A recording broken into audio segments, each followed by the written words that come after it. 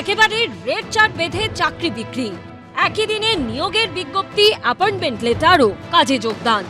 একাধিক প্রাক্তন মন্ত্রী, পুরসভার চেয়ারম্যান, ভাইস চেয়ারম্যানদের জড়িত থাকার অভিযোগ। তৃণমূল আমলে যেসব বিরাট দুর্নীতির অভিযোগ উঠেছে তার মধ্যে অন্যতম একাধিক পুরসভায় চাকরি বিক্রি। এই মামলাতেই ইডির হাতে গ্রেপ্তার হলেন তৃণমূল নেতা ও প্রাক্তন দমকল মন্ত্রী সুজিত বসু। সুজিত বোস প্রাক্তন দমকল মন্ত্রী, তাকে ইতিমধ্যে এনফোর্সমেন্ট ডিরেক্টরেটের তরফ থেকে পুর নিয়োগ দুর্নীতি মামলায় যে তাকে গ্রেপ্তার করা হয়েছে, গ্রেপ্তারের পরে তাকে ইতিমধ্যে নিয়ে যাওয়া হচ্ছে। সেই ছবিটা আমরা দেখতে পাচ্ছি, সেন্ট্রাল ফোর্সের বাহিনী তারাও এখানে রয়েছেন। এই দুর্নীতির হদিশ যেভাবে মিলেছিল তা যে কোনো থ্রিলারকেও হার মানাতে পারে, ঠিক যেন কেঁচো খুঁড়তে কেউটে। স্কুলে নিয়োগ দুর্নীতি ঘিরে রাজ্য তখন তোলপাড়। 2023 সালের 19শে মার্চ দ্রুত প্রমোটার অয়নশীলের সল্টলেকের অফিসে তল্লাশি অভিযান চালায় ইডি।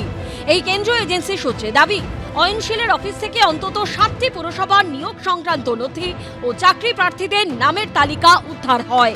অফিসের ড্রয়ার থেকে উদ্ধার হয় 400টি ওএমআর শিট, যার মধ্যে অনেকগুলি ওএমআর শিট ফাঁকা ছিল। ইডি সূত্রে দাবি করা হয়, প্রমোটার অয়নশীলের সংস্থা এবিএস ইনফোজোনের অফিসের কম্পিউটারের ফোল্ডারে যে নথি পাওয়া গিয়েছিল সেখানেই ছিল একাধিক প্রভাবশালীর নাম। উল্লেখ করা ছিল চাকরি বিক্রির টাকার অঙ্ক। আদালতে অয়নশীলের অফিসকে ডেটা মাইন বা তথ্যের খনি বলে উল্লেখ করেছিল এনফোর্সমেন্ট ডিরেক্টরেট। তদন্ত আরও এগোনোর পর সামনে আসে চাঞ্চল্যকর তথ্য। গোয়েন্দা সূত্রে দাবি করা হয়, একেবারে রেড চার্ট তৈরি করে পুরসভার চাকরি বিক্রির অভিযোগ সামনে আসে। কিন্তু এই চাকরি বিক্রির টাকা কাদের পকেটে যেত?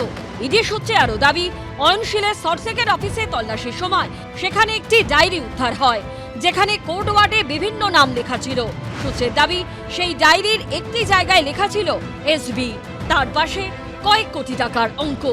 ইডি সূত্রে দাবি, পরবর্তীকালে জেরায় অয়নশীল দাবি করেন সেই এসবি আসলে সুজিত বসু। সেই থেকে পুরনিয়োগ দুর্নীতি মামলায় কেন্দ্রীয় এজেন্সি স্ক্যানারে আসেন প্রাক্তন দমকল মন্ত্রী। সুজিত বসু দিয়ে তো সবে শুরু। একে একে ঘুঘুর বাসা ভাঙবে এবং একে একে অনেক পাখি জালে ধরা পড়বে। যারা অন্যায় করেছে, যারা সাধারণ মানুষের টাকা লুট করেছে, একজনও ছাড়া পাবে না, একজনও নিষ্কৃতি পাবে না। সুজিত বসু দিয়ে যেটা সূচনা হলো, নিশ্চিতভাবে এই জল অনেক দূর পর্যন্ত গড়াবে। জেলায় জেলায় পর্যন্ত যারা বিভিন্ন দুর্নীতির সঙ্গে যুক্ত, কেউ রেহাই পাবে না, প্রত্যেককে জেলে যেতে হবে। এদিন সুজিত বসুকে ব্যাংশাল আদালতে তোলা হলে ইডির আইনজীবী বলেন, শিক্ষক নিয়োগ দুর্নীতিতেও সুজিত বসুর ভূমিকা রয়েছে। ডিজিটাল এভিডেন্স পাওয়া গিয়েছে, হয়তো পরিস্থিতি বদলেছে, তবে নেক্সাস এখনো ভাঙেনি। মঙ্গলবার সুজিত বসুকে 21শে মে পর্যন্ত ইডি হেফাজতে পাঠিয়েছে আদালত। এবার তাকে জিজ্ঞাসাবাদ করে কি আরো কোনো বড় নাম সামনে আসবে, সেটাই দেখার। আবির দত্ত, প্রকাশ সিনহা ও ঝিলম করঞ্জাইয়ের রিপোর্ট, এবিপি আনন্দ। এবিপি আনন্দ, এগিয়ে থাকে, এগিয়ে রাখে।